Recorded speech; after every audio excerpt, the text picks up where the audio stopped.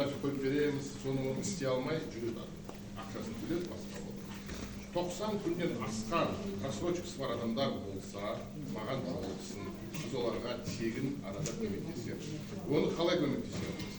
Ең бастысы қысқаша документтер жинаймыз. Документтердің бәрі телефон арқылы жүргізіледі. Құдайға шүкір, қазір телефон арқылы істеуге болады. Первый кредитный бюродан отчет аламыз. Егор мобайлдан жаңа справка недвижимости пенсионный аламыз и выпискалар аламыз. Егер де сондай туысқандарыңыз болып жатса, өздеріңіз сондай проблема болып жатса, қазір менің телефонымды алып, маған жолығыңыздар. Өйткені ондай проблемасы бар адамдар өте көп қазір, жаймен өздері жүре береді. Ол ешқандай былай өмірге деген ондай ешқандай бір қатысы жоқ сияқты бір жағынан. Ал екінші жағынан ондай шектеулер өте көп. Мысалы үшін сіздер Каспиймен қолдана алмайсыздар, шетелге шыға алмайсыздар, счет аша алмайсыздар, сөйтіп арест жүре береді. Ол ақша мүмкін өспеуі мүмкін, қарыз. Дегенмен ол сіздерді басып жүреді. Одан басқа жаңа коллекторлар звондайды, миларыңызды аштып, жаңағыдай күнде күнде звондап, оларда өзінің жаңа мамандары болмаған, енді оларды да түсінуге болады, олардың жұмысы мысалы. Сондықтан сол адамдарды мазалап, сіздерді сондай жұмыс жасап жатса, бізге келіңіздер. Біз тегін арада көмектесеміз. Жаңа құжаттарды сіздер телефон арқылы бізге жібересіздер. Біз оны заңгерлерге жібереміз. Бізде қазір 25-30 заңгер отыр Астанада.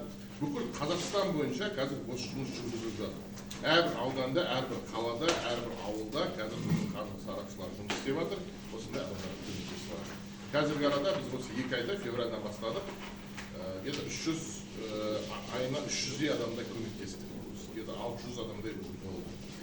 Күннен күнге өсіп жатыр. Бізде Даулет Мұқаев, біздің жаңа имиджмейкеріміз, білесіздер, білетін шығарсыздар, да? Сол кісі жаңағыдай видео сабақтар түсіріп, қазір жаңағыдай осы біздің жұмысымызды насихаттап жатыр. Ең басты үлкен рахмет сіздерге, осы ұйымдастырып, сіздерге жаңағыдай түсіндіру мүмкіншілігін айтуға осындай мүмкіншілік бергендеріңізге. Екінші бағыт жаңағы қаржылық сауаттылық. Ақша ешқашан да жетпейді, білесіздер өздеріңіз. Қанша ақша тапсаңыздар, миллион тапсаңыздар да, 2 миллион тапсаңыздар, Күлебаевқа ақша жетпей жатыр, Назарбаевқа ақша жетпей жатыр. Неге жетпейді дейсіздер мысалы үшін, да? Шынымен де ақша ешқашан да жетпейді. Адамның өзі ешқашан да тоймайды. Жаңа Айнұр ханым өте дұрыс айтып жатыр. Пенсия туралы қазірден бастап ойлау керек. Қазір мен жаспын, аяқ қолым сау, жұмыс істеп жатырмын, бәрі жақсы, бәрі рахмет. Ол шынымен де ертең не болатынын сіздер білмейсіздер. Кімнің қолында болатындарыңызды, кім асырайды, кем қалай түседі, бала қандай болады, оның бәрін сіздер білмейсіздер. Сондықтан қазірден бастап өз мүмкіншіліктеріңізді пайдаланып, қазіргі уақытта Құдайға шүкір денсаулық бар.